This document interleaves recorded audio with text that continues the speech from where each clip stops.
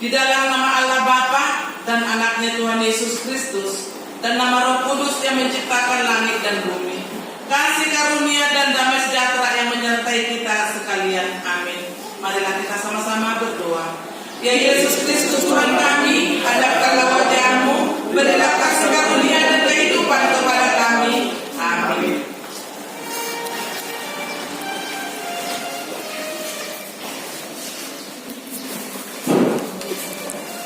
Kita angkat pujian Tuhan dari PMHKI nomor 262 ayat 1 hingga 3.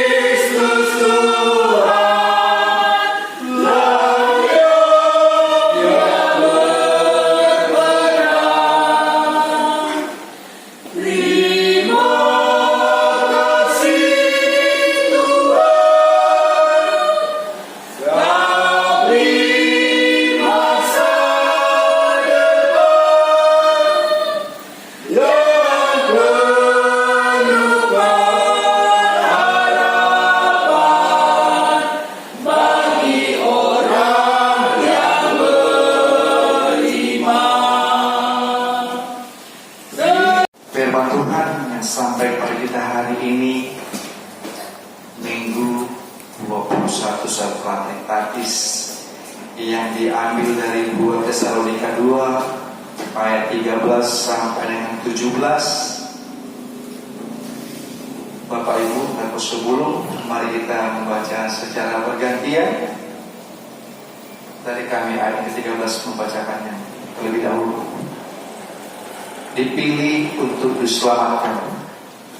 Akan tetapi kami harus selalu mengucap syukur kepada Allah karena kamu saudara-saudara yang dikasihi Tuhan. Sebab Allah dari mulanya telah memilih kamu untuk diselamatkan dalam roh yang menguduskan kamu dan dalam kebenaran yang kamu percaya. Untuk itulah ia telah dipanggil kamu oleh Injil yang diberitakan, sehingga kamu boleh memperoleh kemuliaan Yesus Tuhan kita. Sebab itu berdirilah teguh dan berpeganglah pada ajaran kamu terima dari kami, baik secara lisan maupun secara tertulis. Dan ia Tuhan kita Yesus Kristus dan Allah Bapa kita yang dalam kasih karunia-Nya telah mengasihi kita dan yang telah menganugerahkan penghiburan abadi dan harapan baik kepada kita. Kiranya menghibur dan menguatkan hatimu dalam pekerjaan dan perkataan yang baik. Demikian pembacaan firman Tuhan. Mari kita nyanyikan firman-Mu menjadi terang.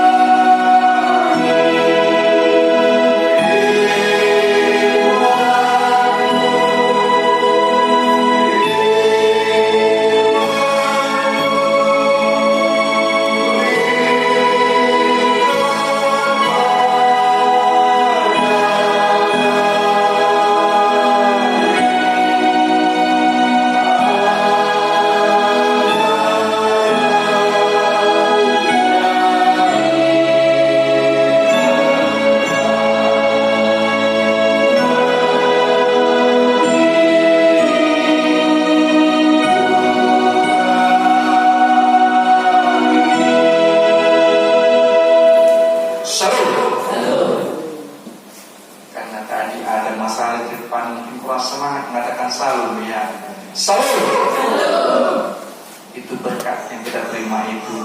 Dengan cobaan yang demikian kita mampu kemari. Puji Tuhan.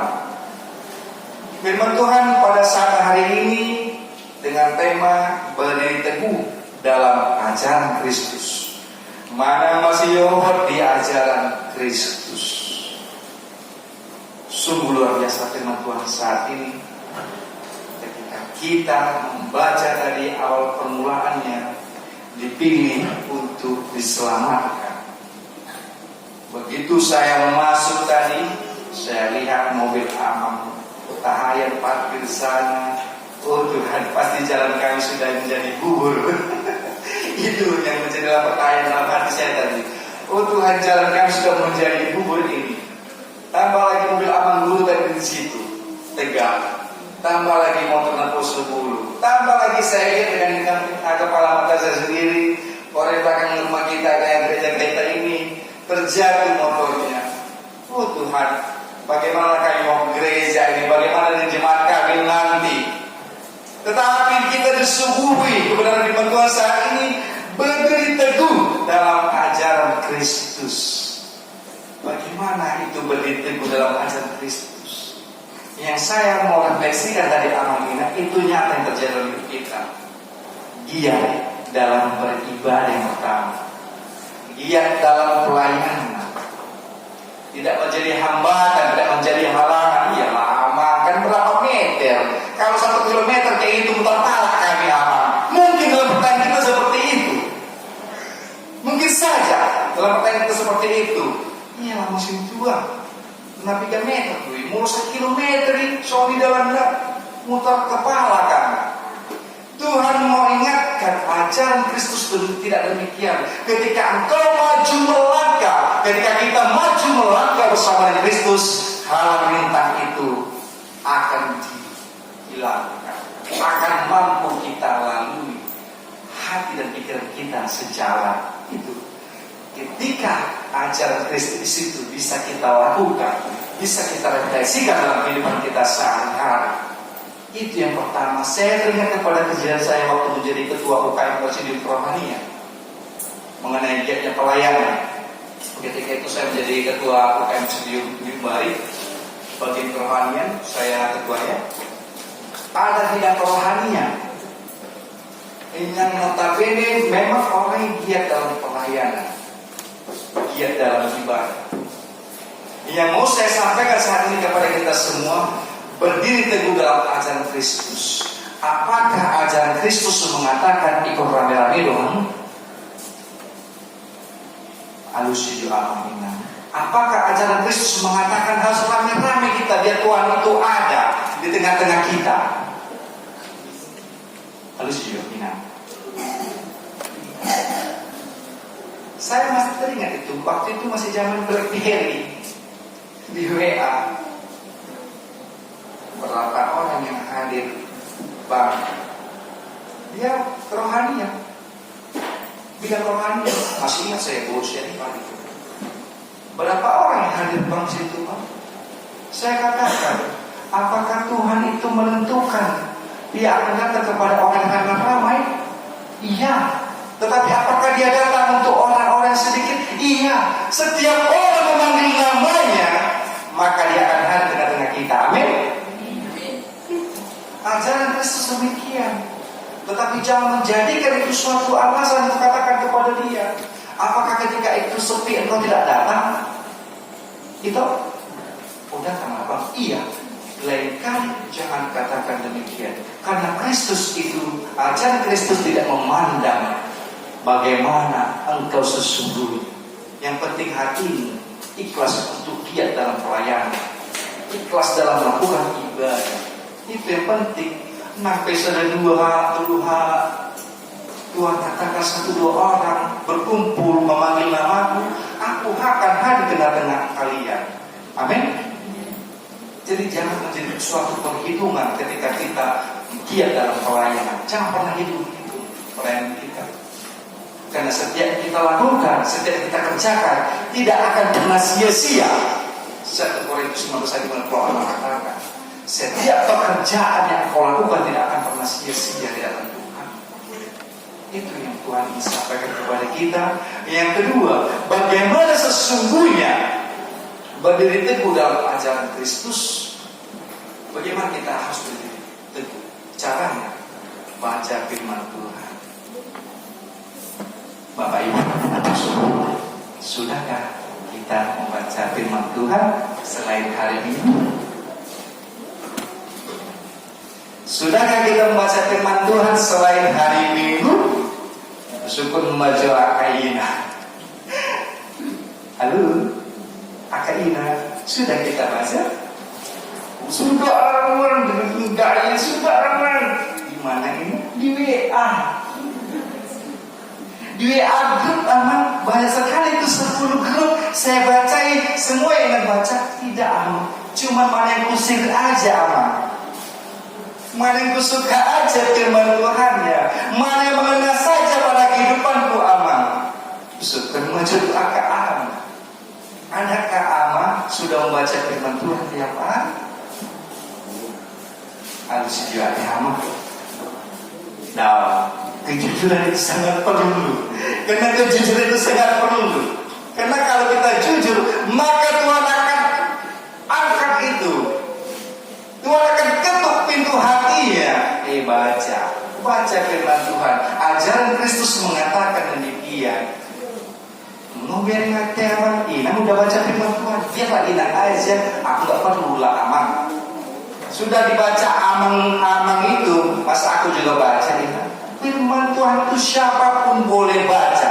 Dan itu wajib kita setkan dalam kehidupan kita sehari-hari. Wajib kita lakukan, kita perbuat dalam perilaku kita setiap hari. Itulah yang ingin diajarkan Kristus kepada kita, supaya kita itu teguh dalam ajarannya. Yang ketiga, saling menguatkan satu dengan yang lain. Ajaran Kristus itu sangat luar biasa. Kalau kita mampu merefleksikan dalam kehidupan kita sehari-hari, saling menguatkan satu dengan lain. Dengan ucapan syukur kita dibuka tadi ayat pertama. Tetapi kamu harus selalu mengucap syukur kepada Allah, karena kamu saudara-saudara yang dikasihi Tuhan, saling menguatkan satu dengan yang lain. Ketika kita menghadapi pergumulan, ketika kita menghadapi persoalan, saling menguatkan. Tuhan, jemaat kami saat ini dalam keadaan sakit. Segala sakit penyakit itu kami yakin dan percaya Tuhan Engkau segala sumber kehidupan. Maka pulihkanlah jemaat kami, sembuhkanlah jemaat kami, sembuhkanlah anak-anak jemaat kami yang sedang sakit. Itu saling menguatkan.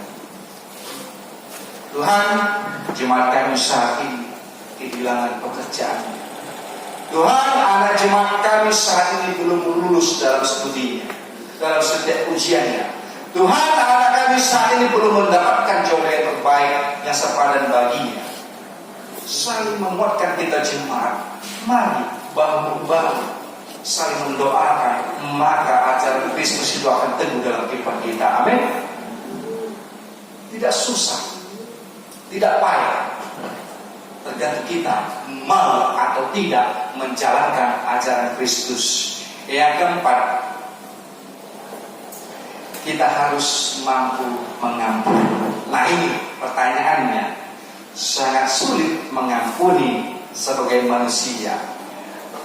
Ina, mau bertanya dulu saya kepada Ina, adakah musuh Aka Ina? Ada musuh Aka Ina? Ada.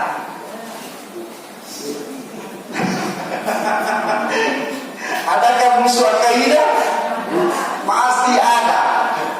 Pasti ada itu musuh Aka Ina.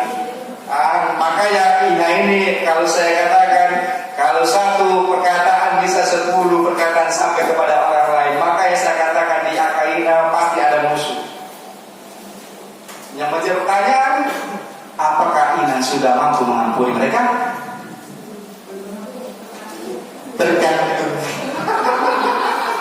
Tergantung apa yang dilakukannya kepada aku mesin tua. Tergantung apa yang diperbuatnya kepada aku mesin tua. Tuhan mau katakan ini ajaran Kristus ini sangat indah.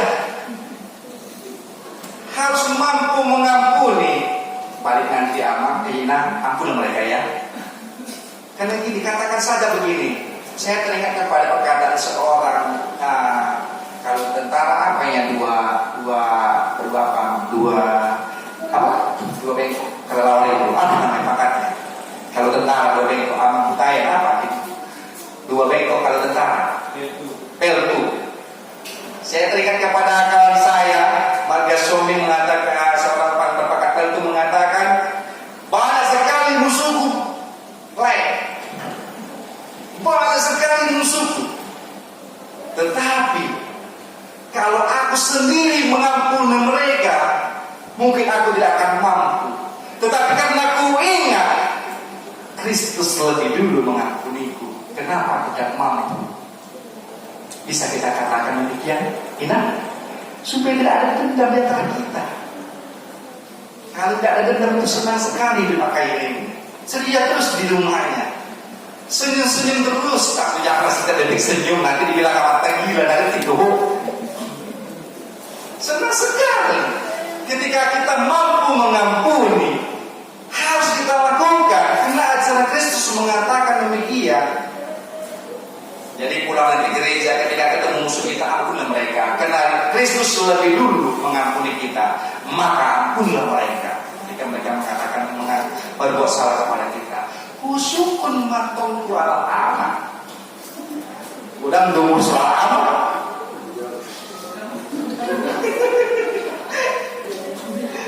Masih terganjal dalam hati kita ini, dalam kita.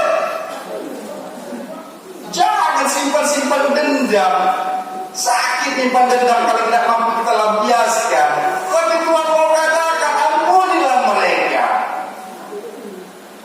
Apalagi kita diajarkan saat ini ajaran Kristus untuk harus mampu mengampuni. Jadi pulang dari sini maunya saya, mau kita semua ini berbuahlah firman Tuhan saat ini. Amin. Berbuah kita lakukan. Kalaupun tadi ada 3 musuh kita sulit mengampuni, ya ampuni dulu 1. Jangan bertambah-tambah lagi. Kalaupun 2, ampuni 1 lagi. Tinggal 1 musuh kita. Nah, 1 ini susah kan untuk mengampuni, ya masih 2. Doakan saja. Jangan mengejar dalam hatimu. Itu akan menjadi dendam bagimu nantinya. Dan itu harus terus membekas dalam pikiran dan otak kita. Pikiran dan otak kita membekas terus. Kalau kita tidak mampu mengampuninya, bereng mak. Ngampun nabi ibadah kan? Terus bereng mak. Jauh ibadah maka gimana? Bereng mak terus. Karena kita tidak mampu mengampuni.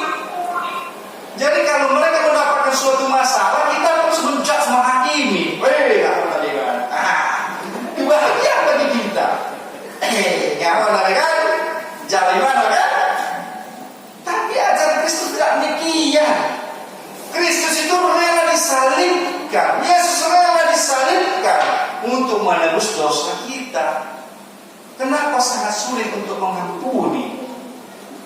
Kenapa sangat sulit kita untuk mengampuni? Supaya kita teguh dalam ajaran Kristus. Ampunilah teman kita. Ampunilah musuh kita.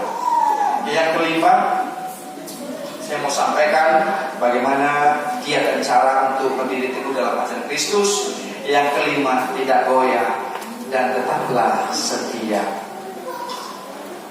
Bapak Ibu, cuma kasih banyak sekali orang Kristen saat ini lemah iman, yang tidak setia. Saya katakan demikian. Lemah iman. Masuk, buka. Ini rumah, maka tetangga, mantap ya, mantap kali ya, ada hamba-hamba Tuhannya yang bertalenta, ada hamba Tuhannya, pendetanya, baca minta di situ, mantap. Apakah iman kita menjadi goyah gara-gara melihat demikian? Saya tanya kepada kita semua, kenapa sebelum? Apakah iman menjadi goyah ketika melihat yang demikian? Coba jawab. Jangan pernah goyah. Karena Tuhan itu mengangkat kita satu persatu. Bukan karena ada pendetanya, bukan karena sintuannya hebat perjanita, atau biberonya hebat perjanita, atau dia akan berserta dengan dia, tidak. Yang mampu melakukan ajaran Kristus itulah menjadi kesukaan bagi Tuhan, menjadi kemuliaan bagi Tuhan. Itu. Jangan pernah kita goyah, jangan kita pernah lemah. Tadi kita saling menguatkan. Jangan pernah kita goyah. Kalau naik motor tadi situ goyah wajar. Goyah. Iya, wajar. Tapi karena Tuhan mau ajarkan kepada kita saat ini ajaran Kristus itu bagaimana?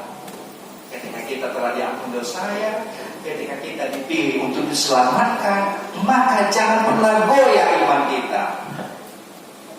Saya pernah katakan dengan cerita saya yang terdahulu mengatakan, engkau boleh menutup beratus-ratus gereja yang ada di Indonesia ini, tetapi engkau tidak bisa menutup iman percaya. Amin. Engkau boleh menutup siapapun itu 100 gereja yang ada di Indonesia ini, tapi mereka tidak mampu menutup iman dan percaya kita. Itu yang harus kita tanamkan dalam diri kita. Tidak satu pun yang mampu menggoyahkan iman kita ketika kita mampu menjalankan ajaran Kristus. Tidak satu pun. Tak satu pun dapat menang. Baguslah, tidak satu pun yang mampu menggoyahkan iman percaya kita kita mampu menjalankan ajaran Kristus itu dalam kehidupan kita sehari-hari. Tetaplah setia. Ade, dan Tuhan sinaga udah doa ini kan. Tetaplah setia, karena kesetiaan diperlukan. Dalam hubungan rumah tangga pun kesetiaan sangat diperlukan. Sangat diperlukan. Dalam kesetiaan itu akan timbul namanya suatu keharmonisan. Itulah diinginkan oleh ajaran Kristus. Keharmonisan itu akan menimbulkan suatu sukacita dan ucapan syukur bahwa kita dapat menjalankan ajaran Kristus. Amin. Itu tidak goyah dan tetaplah setia. Bapak Ibu, jemaat terkasih dalam Tuhan kita Yesus Kristus, Tuhan mau katakan pada ayat 17, kiranya menghibur dan menguatkan hatimu dalam pekerjaan dan perkataan yang baik. Kita ditutup untuk mengatakan kata-kata yang baik. Setiap perkataan-perkataan baik akan menghasilkan yang baik. Setiap perkataan-perkataan negatif akan menghasilkan hal-hal negatif. Kita ini selamatkan Tuhan. Jadi katakanlah kata-kata yang baik supaya berbuah yang baik. Tidak ada berkata-kata yang baik hasilnya negatif, tidak terjadi dalam hidup. Tetapi ketika engkau mengatakan hal-hal yang baik, dibalasan yang baik, itu wajar. Itu yang terjadi. Bukan ketika engkau melakukan negatif akan dibalaskan yang baik, tidak. Itu pemanfaatan. Semua orang tahu bahwa saya lakukan yang baik, berkata-katakan yang baik, supaya kita mampu bersama-sama berdiri teguh dalam ajaran Kristus. Saya berharap ketika kita pulang dari gereja ini, kita semakin bertumbuh dalam iman, kita semakin berdiri, makin teguh lagi dalam ajaran Kristus. Kiranya Tuhan menyempurnakan firman kita saat ini, dan kiranya kita mampu melakukannya dalam kehidupan kita sehari-hari. Amin. Firman-Mu berkatilah.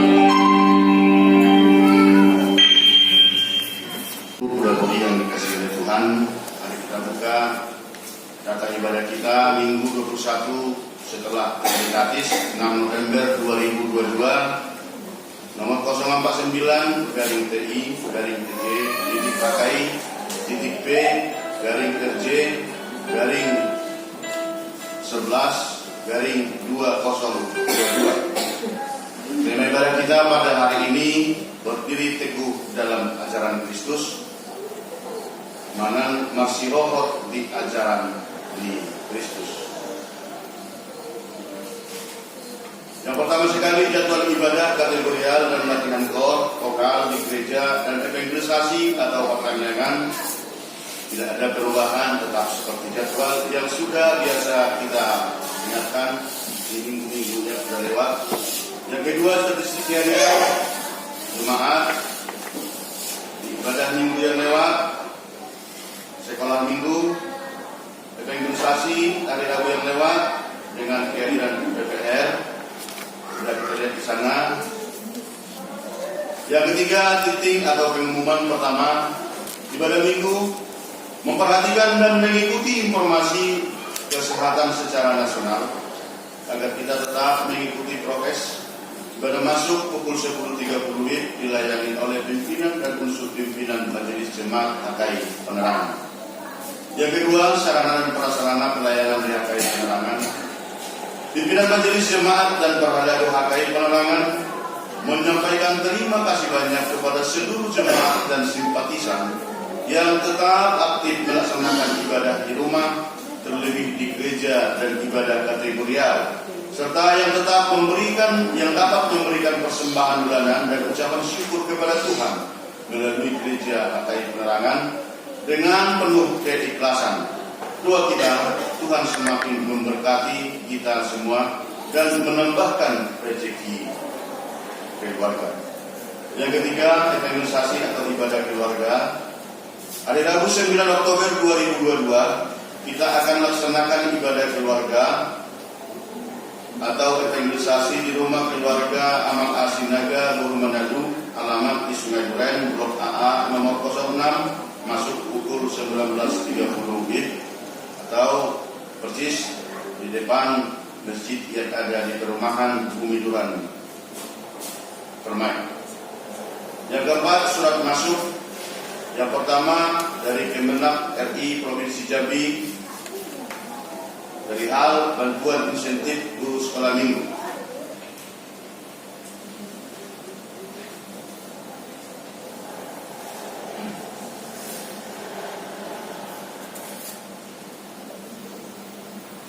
Bunyi suratnya kira-kira seperti ini Bapak Ibu dengan penghuni.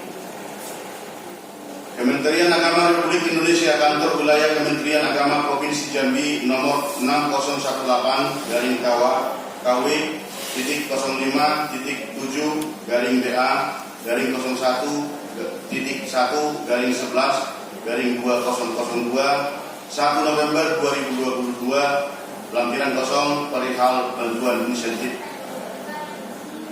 Pada yang terhormat pimpinan gereja HKI Jemaat Penerangan di Kota Jambi, dalam rangka pembinaan umat beragama di gereja di Kota Jambi melalui peran aktif guru sekolah minggu, perlu memberikan apresiasi dan penghargaan atas kinerja dan sekaligus peningkatan kesejahteraan guru sekolah minggu.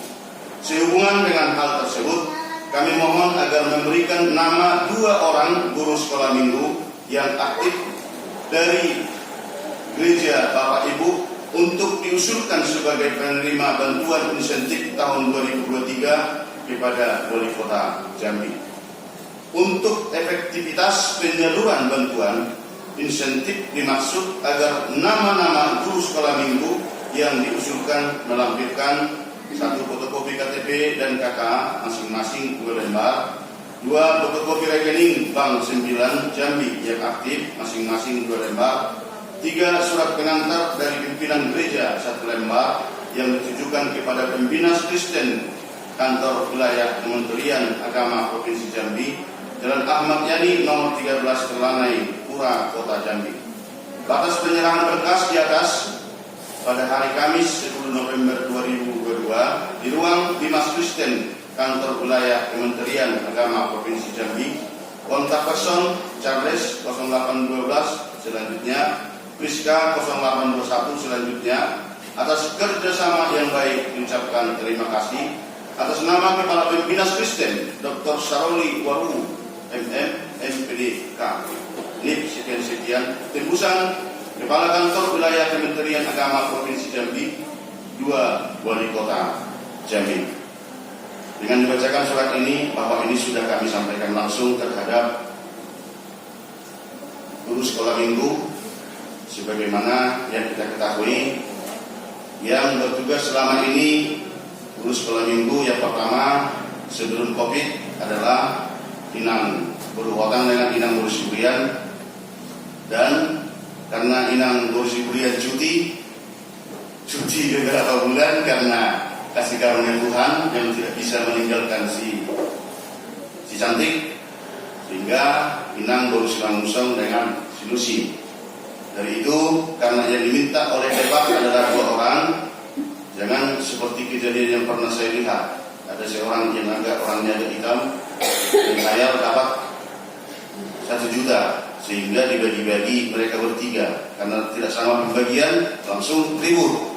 Padahal uangnya di mana? Masih menghayal. Jangan seperti itu dulu. Jadi ini artinya kesilusi dalam yang dua lagi nasional yang berhutang. Kita sudah apakan yang diajukan untuk 2 orang dari guru sekolah minggu dari gereja kita, Inang Guru Siotang dengan Inang Guru Silamusong.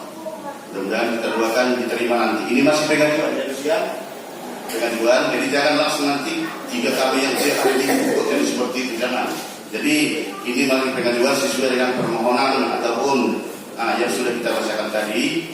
Mudah-mudahan wali kota turut mengapresiasi yang dilaksanakan di tahun 2023. Jadi kemarin hari Jumat kemarin sudah dibuka nomor rekening dari 9. Kami mohon Inang Guru Silamusong dengan Inang Guru Botang hari Senin supaya surat ini, surat pengantar ini segera bisa diselesaikan agar memberikan berkas seperti yang sudah kita bacakan tadi.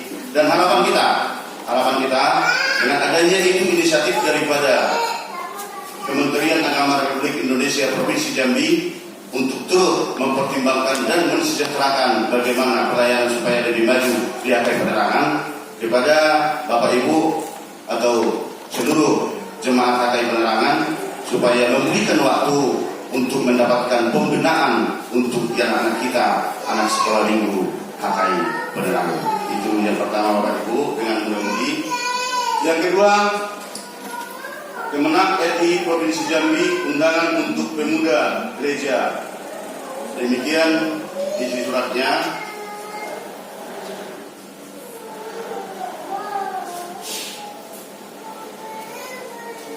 Kementerian Agama Republik Indonesia, Kantor Wilayah Kementerian Agama Provinsi Jambi nomor 60.7/BA/00/2022 3 November 2022, lampiran perihal undangan kepada yang terhormat HKI pimpinan jemaat HKI Penerangan di Kota Jambi.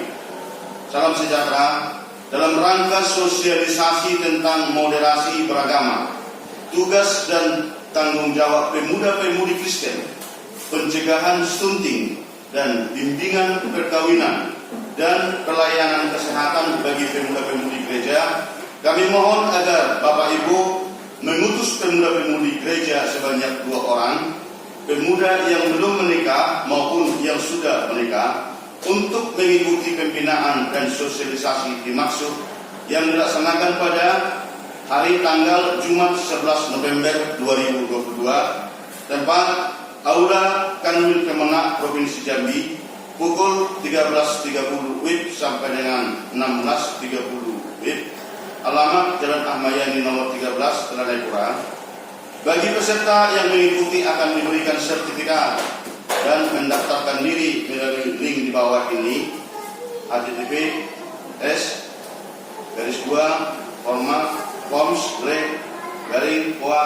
Selanjutnya bisa langsung dilihat, agak sulit kami bacakan.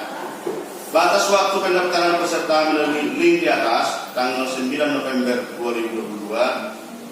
Kontak person, nomor WA nomor 0818 sekian Demikian atas perhatian dan kerjasama yang baik mengucapkan terima kasih atas nama Kepala Pembina Kristen Saroli Waru Tembusan Kawin Kemenak Provinsi Jambi.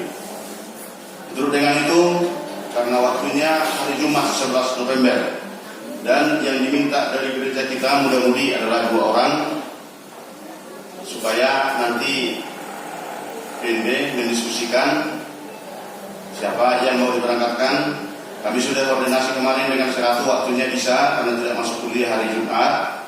Untuk 1 orang lagi supaya sama-sama nantinya untuk mendiskusikan dan bisa dipastikan mengikuti pertemuan tersebut di kantor Debak Provinsi Jambi.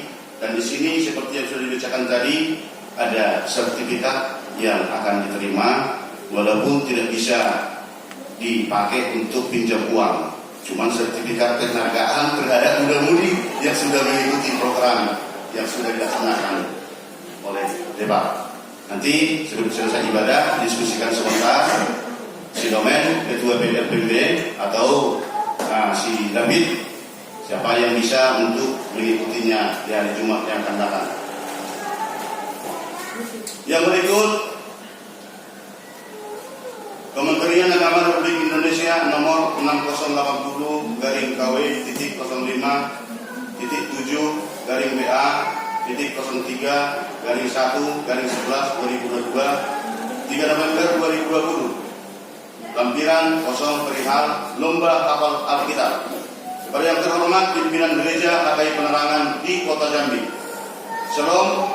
Dalam rangka perayaan Natal Dimas Kristen bersama guru agama Kristen dan penyuluh agama Kristen kantor wilayah Kementerian Agama Provinsi Jambi, maka salah satu kegiatan yang akan dilaksanakan adalah lomba hafal Alkitab, ayat Alkitab antara gereja, khususnya anak sekolah minggu, dengan tujuan agar anak-anak kita terbiasa membaca dan menghafal ayat-ayat Alkitab sebagai pedoman hidup mereka dalam beriman dan bermasyarakat.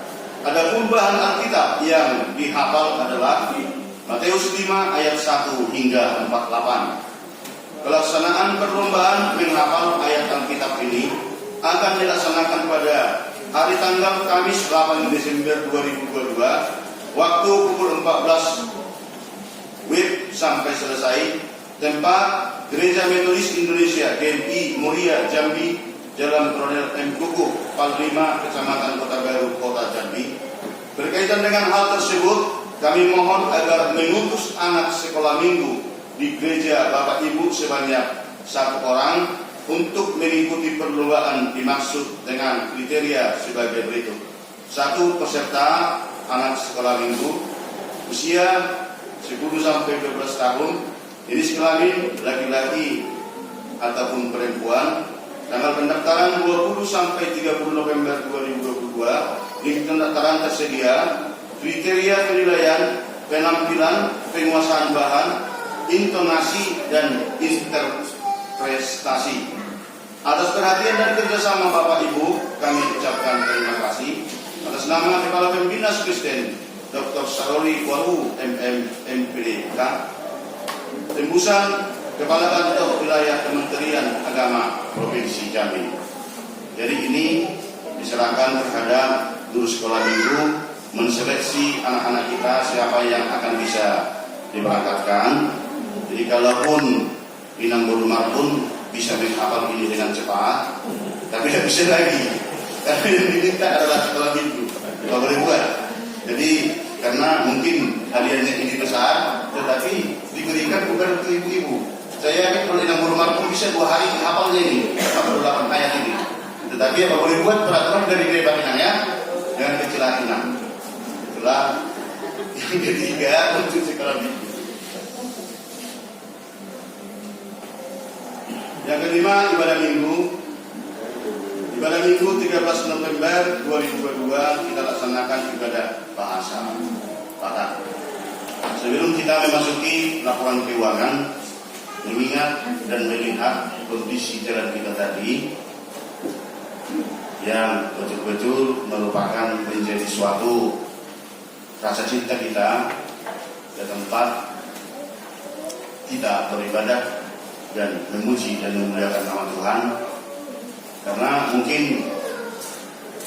hujan ini masih berkepanjangan, sehingga kita ambil suatu inisiatif. Sebenarnya ini sudah kami bicarakan dengan PRT beberapa bulan yang lewat, supaya membuat kiri kanan daripada rotnya, tetapi ada kendala tidak jadi masuk alat beratnya. Tetapi kita tidak mungkin membiarkan seperti itu. Kita betul-betul terlalu seperti yang sudah dibilang Kang Situ tadi di khotbah.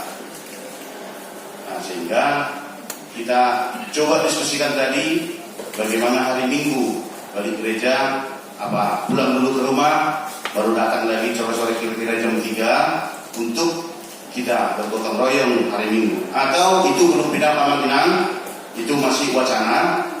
Apakah hari Minggu atau ada opsinya kalau ada mungkin waktu kita hari Sabtu sore sekitar jam-jam 2 ataupun jam 3 hari Sabtu, kalau ada waktu kita, nah, terlebih bapak-bapak dan budi-budi, agar bisa kita gotong royongkan agar hari Minggu yang akan datang ataupun ibadah penutup evangelisasi Minggu ujung tahun bisa kita lakukan di gereja.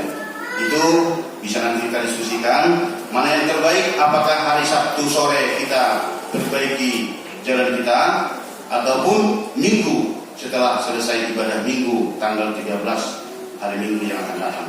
Mari kita satukan hati, satukan tekad, dan tetap betul-betul untuk melaksanakan kemuliaan nama Tuhan bersama dengan gerejanya HKI Pelarangan. Yang kelima, laporan keuangan mingguan ditulis Matius 6 ayat 34. Sebab itu janganlah kamu khawatir akan hari besok, karena hari besok mempunyai kesusahannya sendiri. Kesusahan sehari cukuplah untuk sehari. Persembahan pertama di minggu yang lewat dan hiburan ketiga bersama dengan persembahan sekolah minggu, evangelisasi, dan persembahan bulanan sudah kita lihat di situ Bapak Ibu dan mudah-mudahan bersama dengan ucapan syukur dari keluarga. Kalau ada penulisan yang kurang pas atau selisih nama, kami mohon maaf dan tolong langsung dikoordinasi agar kita perbaiki dengan secepatnya. Uang keluar sudah kita lihat di situ Bapak Ibu. Rekapitulasi pemasukan usaha gereja, kas pembangunan yang sudah tertera di sana. Kalau ada tetap secara jumlah atau nominal, tolong langsung di konsistori disampaikan untuk dapat kita perbaiki, dan yang dilingkari tetap kita bawa di dalam doa, karena itu adalah merupakan hak dan milik jemaat HKI Penerangan. Filipi 1 ayat 27 mengatakan, hanya hendaklah hidupmu berpadanan dengan Injil Kristus, supaya apabila aku datang, aku melihat, dan apabila aku tidak datang, aku mendengar, bahwa kamu teguh berdiri dalam satu roh, dan sehati sejiwa berjuang untuk iman yang timbul dari berita Injil. Akhirnya, pimpinan dan unsur pimpinan jemaat Farhalado beserta majelis jemaat HKI Penerangan mengucapkan selamat mengikuti ibadah dan memanfaatkannya, serta selamat ulang tahun terhadap seluruh jemaat yang merayakan ulang tahun seminggu yang lewat. Keyakinan kita, Tuhan Yesus memberkati kita semua. Salam kita berdoa.